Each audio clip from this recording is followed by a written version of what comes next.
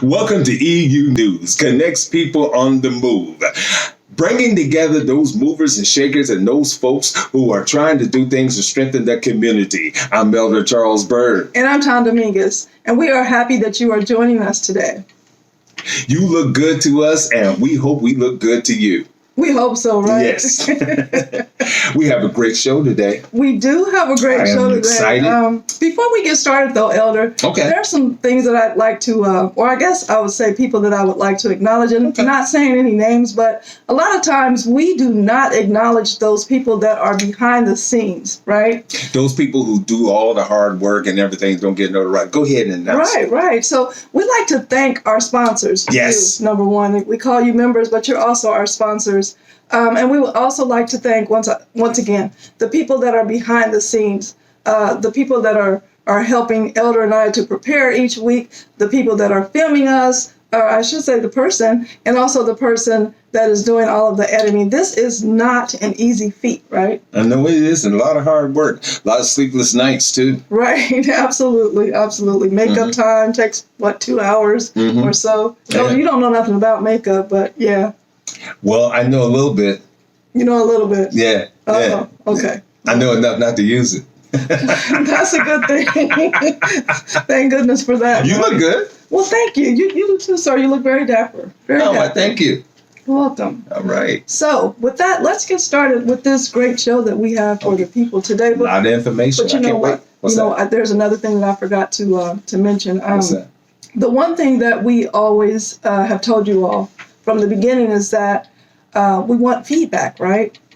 So we got some feedback on our show last week. Yeah. And sometimes feedback is going to be great. Sometimes feedback is going to be an opportunity for us to improve some things. So we got feedback on a nickname that we gave one of the people that we were talking about because we just could not get his last name right. Well, I should say, let me own that. I couldn't get it right. So, I couldn't get it right either. Right. So we gave him a nickname, and somebody wanted to know, or they didn't want to know, but they had a little bit of concern about that. So we wanted to talk a little bit about the origin of nicknames in the African American community. Yeah. Right. So I decided to read up a little bit on the origin. Where did it come from? What did you find out? What I found out is that back in the slavery days,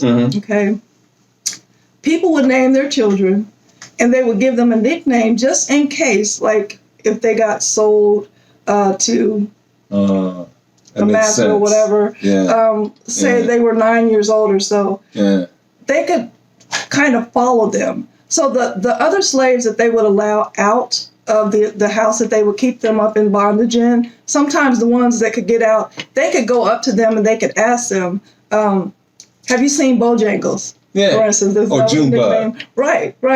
And they can tell them whether or not they're doing okay, if they're living down the street now or if they've been shipped off to another state. So that's where the origin came from. You know what else? It just dawned on me, and your research kind of pans this out. A lot of times we give 2-letter for their nicknames, like JT. Or RJ, or something like that. So, it makes sense that it's easy to remember by just giving 2 letters for their nicknames. And sometimes it's done out of love and compassion. Right. And then, every family has that nickname for that favorite uncle, for that favorite nephew, maybe for that favorite child. So, I can understand nicknames actually come out of, in fact, affection for one another. Yeah. Absolutely. Yeah, that's mainly, like we were talking about some of the rappers like Jay-Z, P. Diddy. There you go. Absolutely. Beyonce, they call her B for short. Well, you want to be careful about that. You're right. I didn't even think about that. But, it just goes to show you that there's all kind of nicknames in the African American community. And some people could take them the wrong way, A lot of them can be easily taken the wrong way. Unless we know what they mean. Yeah. Right. We know what they mean. So if you have an intrinsic relationship with someone, then therefore it comes a little more available, Right. Call me anything you want, just don't call me late for dinner. Right. That's my nickname. Don't let the food be going around. You ain't called me. I might take on that one myself. That's the issue. Yeah, I like to eat. Yeah. So speaking of like to eat. Okay. I got a story here. Seafood in it? Seafood. That's like one of my favorites. I'm vegan, but I forgot about that. Yeah. I don't mind being a pescatarian. Every now and again, I want to see if my doctor will allow me to do that. Mm-hmm. But go ahead, talk about it. Yeah, we have a seafood food truck. Mm. And actually, there's a guy that they call the Hungry Black Man, right? And he writes, see, there's another one of those names. Hungry Black Man. The Hungry Black Man is there's an angry black man and a hungry black man. Right. Right. He is a food writer, and he decided to write about this seafood truck that these people came up with. It only gives a person's first name, and it's Terry Jr., but they are in Fort Lauderdale, Florida, and they came up with this seafood truck, and the name of the truck is called Sister Crab House, right? But yeah, they started this business in Fort Lauderdale. They have a restaurant actually too, but then they decided to make a truck out of it. And from what the Hungry Man or the Hungry Black Man is talking about is this is the best seafood place in Florida. They have really great cuisine food. They actually have fried crab legs. They have fried lobster, and they fry them in a deep fryer with the shells on them. You know, I never heard of fried crab legs. No. I don't even eat fish, but I think I want to try that one time. Right, just one time. Yeah. One time. Yeah. It'd probably go back for more, right? Yeah. But anyway, Terry got this idea because he learned everything from his grandmother about seafood cooking a long time ago. So this is how he came up with that concept. And the one thing that people are talking about, because of course they've had many visitors, but the one thing that people are talking about with this food truck is that it is so spotless. You know, in the African American family, is what I call it, family. When we were growing up, our parents would wake us up in the morning on Saturdays with bleach and Pine Sol floating through the house. You know, you thought they died choking. Don't remind me. Right. Yeah. So they were saying, I'm saying this to say, they were saying that this food truck was so spotless. Yes, that's a good thing. It was so spotless that you could eat food off the floor. They talked about their great customer service, and that's so important. You know, it's so important in the Black community. I'm so big on that. So huge on great customer service because it can either make a business or break a business, right? Yeah. So they bragged about that. They bragged about the cleanliness, and then they bragged about the food itself. It's something to check out if you're in Fort Lauderdale, Florida. All right, Fort Lauderdale. I want to come down and check out this seafood truck. Yeah. You know. Get the crab oil. Yeah, I want to check out the fried crab legs. Yes. I have never seen that. That sound like something I want to try. Mm-hmm. Yeah. Mm-hmm. So very interesting. Can I ask you a question? Sure. Enlighten me. I'm just a little in the dark about this. What is a food writer? You know what, Elder? I have never heard of a food writer, but the only thing I can say is he writes about food. Makes sense. And he picks, I do know that he picks the best stories. He picks the best restaurants, I should say. Okay. The ones that people are just raging about. All right. I've been enlightened. That's one thing I love about this show. You're going to learn something. we're learning just because of all the research that we have to do. Yeah. Right? Yeah, a lot of research. Speaking of research, let me tell you, I'm excited about this story. I'm excited. Listen, folks, I've always liked Common, the actor, activist, and entertainer, been in several movies and everything, but I like him a little more. Why? Because he has teamed up with Allstate Insurance, along with Tom Joyner. And I love Tom Joyner for years. He has been about raising monies for the historical Black colleges throughout the country. And he, Bill Cosby, and a few others have been trying to work hard year after year to raise resources for some of these historical Black colleges students to not only live their dreams, but try to make sure that their plans for their goals have a real serious plan. Because I always tell people, and there's something that's being embraced and adopted and adapted, you know, if you have a goal and don't have a plan, what you have is a wish list. But every now and again, you need someone like Tom Joyner and Common to come together for intrinsically making sure that our resources available for a lot of students in these historical Black colleges. Absolutely. And went a little further into the research. Okay, you know, Common's from Chicago, Illinois. Also, he went to Florida A&M. I'm telling this for a reason. He also has a daughter that is at Howard University. And because of these things, this is why he has the passion or the intrinsic connection to make sure that some of these students do have resources and things available to try to raise money. Now he is contracted, well, I shouldn't say contracted, but his mission is to raise $250,000 or $250,000 along with Tom Joyner. They're doing it. Yes, they're making it happen. Yes, they are. And their challenges are they wish that other entertainers or other athletes or those who have some resources or fundraising skills to come together to join them in this fight. Now, they can do it on their own. They don't have to be a collaborative as it relates to what Tom Joyner and Common are doing, but certainly, clearly, two things for sure, a lot of things are certain. You yourself can make an opportunity to raise these funds for the historical Black colleges. There's a lot of people who are overcome a lot of different things. You know, as we talked earlier in our production meeting, the mountain is a little more inclined for us as African American. Our environmental engineering is a little tougher than what some cultures have. Yes. And so the more that we can create opportunities for our young people, we got to invest in our future. Our future has to be invested in. Okay, we can't just sit around and talk about it and be about it. What are you doing? You know, it's easy to say what the flaws are, but what are you doing to connect the flaws to positiveness or bring a solution to the flaws that are just cited? Well, there's always people that are a part of the problem, but never a part of the solution. Absolutely. And so Tom Joyner and Common, it's Tom Joyner, I know for sure because I always listen to his radio station, and he was always doing things for Black colleges. So this is a phenomenal thing for them to be doing, and hats off to those two. Not only hats off, let's just go ahead and nod them in their praise. Hope that other people will catch it. You know, there's a lot of things that is contagious. I hope this is one of them. Yes. Invest in our future. Yes. Okay. Yes. Strengthen our families, strengthen our communities. Guarantee you we'll be better for it. Okay. We're on our way. On our way. On our way. Yes. So, just a reminder, couple reminders. One is the Boss Up Conference. Okay. August 19th through the 24th.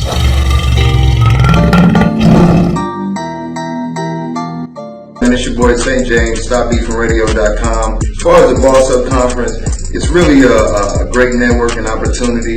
It's a great opportunity to learn a little bit about business and learn a little bit about how to connect to the community through businesses. So definitely love what they're doing. They're teaching people how to, own their own business, and ownership is the most important thing in our community right now. We definitely need a lot of owners and business owners out there. Where is it going to be? Plan on being there. That will be in Indianapolis, Indiana. Got to be there. Yeah. The other is the Trailblazer Awards, October the 6th, 2019. Where's that going to be at? Kansas City. Here we come.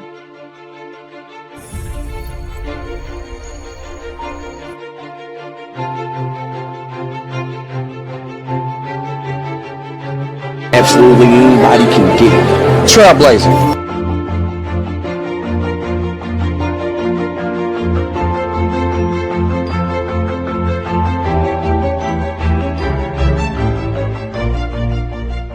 Yeah. So I just wanted to throw those two reminders in there. Well, certainly. Let people know what's going on there. Yeah. Yeah. So what else is on the horizon? What else do we need to talk about?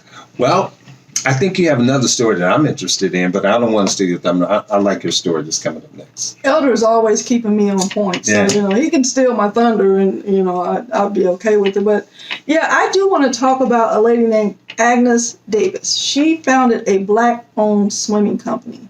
The reason that she found this Black-owned swimming company, it's in Manhattan, is because a lot of African-American children all the way up to the age of 19, they're drowning. Yeah, they're drowning because they've never learned how to swim. And so she opened this company up. One of the main cities and it's, I should say, in the United States, it's happening in the larger cities, the main cities. And New York is one of them, where there's been a lot of drowning. So she's opened up this swimming place where she's offering lessons to African-American young people. What she noticed is that there's more children that are interested in playing baseball and basketball, and they're excelling at these sports. But the parents are not taking the time to teach their children to swim. And it's so important because you never know where your children are going to be at as far as in the water. Teach your children, take your children and get them swimming lessons. It is imperative. It is important. You never know where you might go. Yeah. And your children can't be watched 24/7. Wow. So I like this concept that this woman came up with to help African-American young people to learn how to swim. You know what I like about this story? One of the reasons I was intrigued, because every summer, unfortunately, you always hear at least 2, maybe 3 sad stories that impacted some people who, like, their children are drowning as a direct result of not really knowing how to swim. Now, can I be very honest? Can I be myself? Go ahead. I have a phobia. Really? I have a phobia. Yeah. Oh, no. I'm the guy. I'm not going to do it. I'm not going to get my head below the surface. Not going to do that. I'm not that guy. Now, like, if I go sideways where I can float to the other end of the, of the pool like this, I'm good. But if I'm going, the vertical thing and then going to the 10 feet, you're not going to do it. I have not met that phobia yet. Wow. And that's why I'm interested in the class, because, we can go to different organizations. I don't want to get the names, you know what I'm talking about. There's a lot of different organizations in our community that will teach you how to swim. But she seems to have a different one-on-one approach, particularly as it relates to young children, because as you look at the story and she is holding young child, see, that's the issue. If you grasp the skills of swimming at a very early age, right. Okay, there's a lot of people who will have their children in pools. I was interested in that one time too. And it's a natural thing. And so one of the things that I know I regret, I tried to make sure that I had the opportunity to teach others that will be able to have a infant area swimming lesson. And that's what I contrived from her story. Yeah, it's all ages. It is? Yeah, it's all ages. So I just see the little baby in the picture. Yeah. So I know their parents are with them. What's her name? Agnes Davis. Agnes Davis. Keep on working. Yeah. So what do you have next? I know you got another good story. Ooh, I do. In New Jersey. There was one time we were talking, and there's a lot of things that they teach in high school and everything, but very rarely do they teach entrepreneurship. Okay?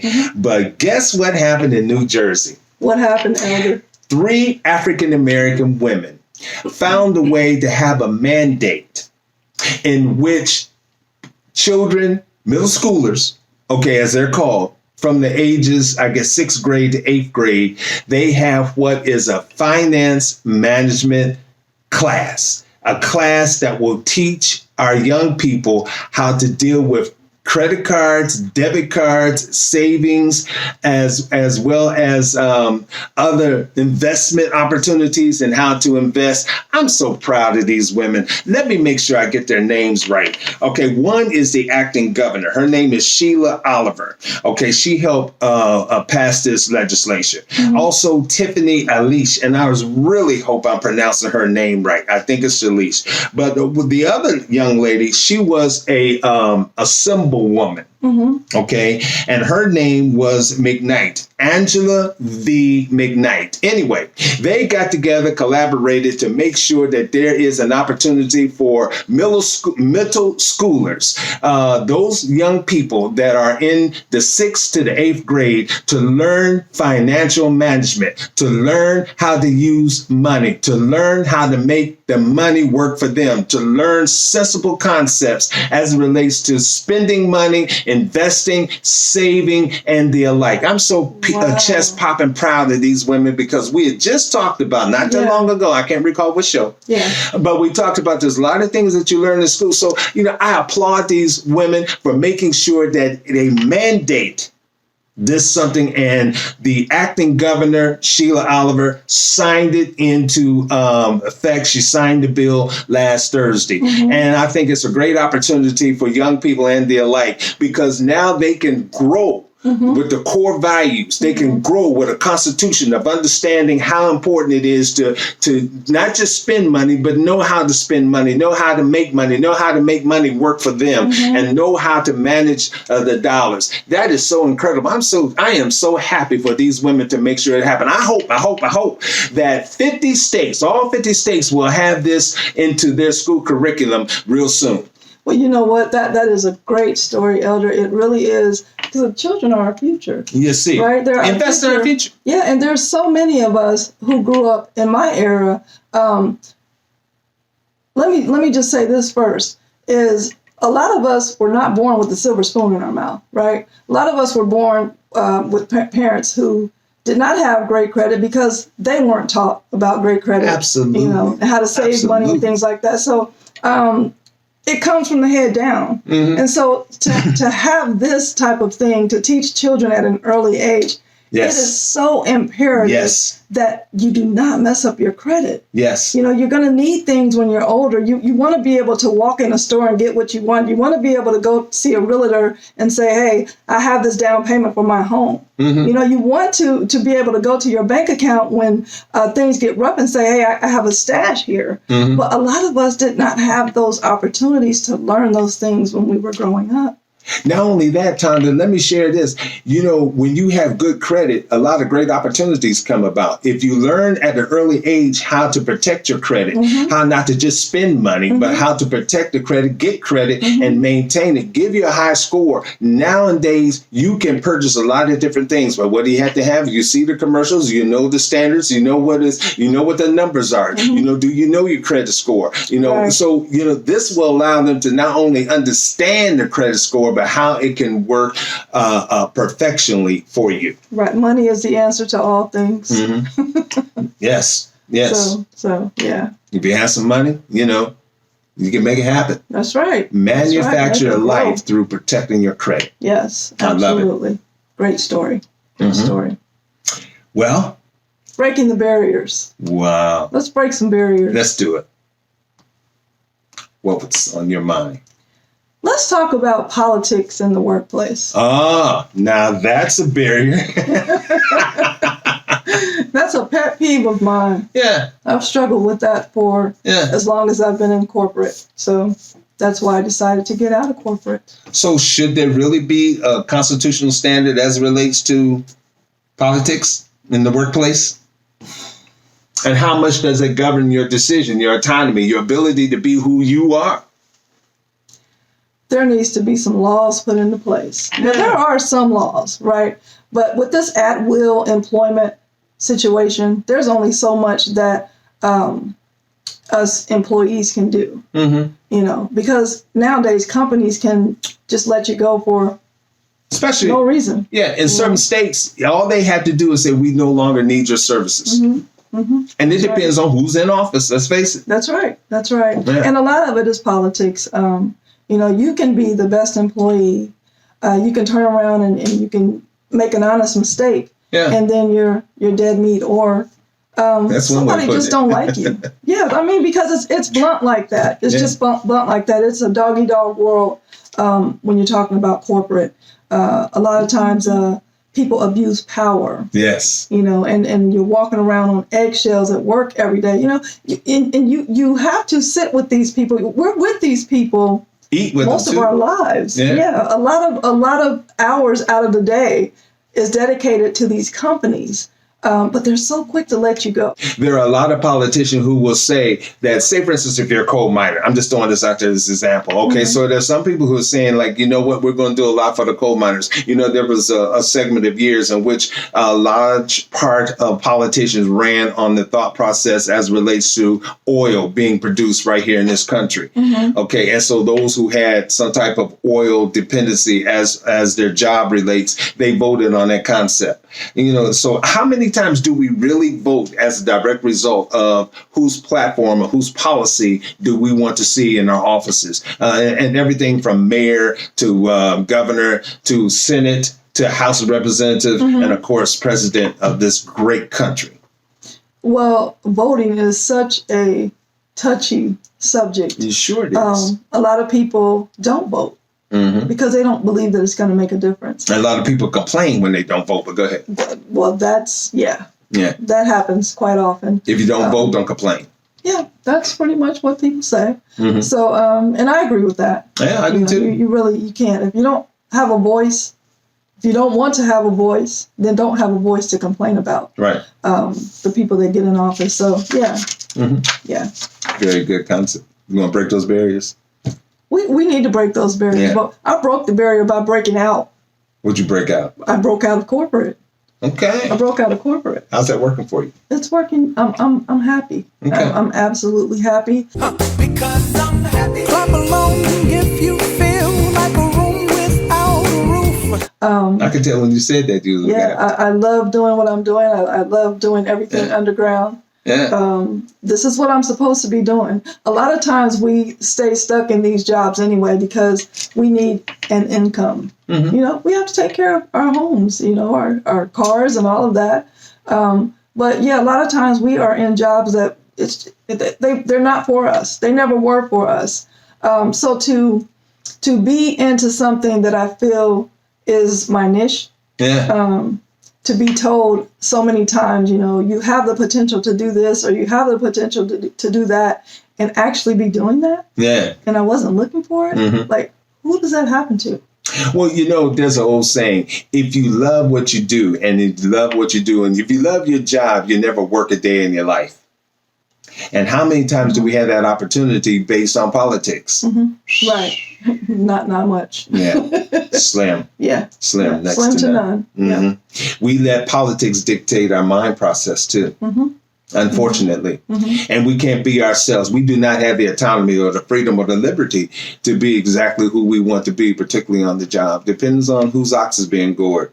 Oh, You yeah. know, our environmental engineering is based upon politics a lot more than what we're willing to accept, Yes. particularly it in is. the workplace. It is. Unfortunately. You see so many people in positions that shouldn't be in those positions, and they're allowed to continue to spread poison. You know, just the companies. You know, I was writing about it on Facebook today. Actually, companies lose so many people, great people, Yes. because of politics. Yes. Because of toxic relationships in the workplace. Yes. Toxic departments. You know, the people, like I said, that's in power, abusing that power. Mm-hmm. And it's really sad.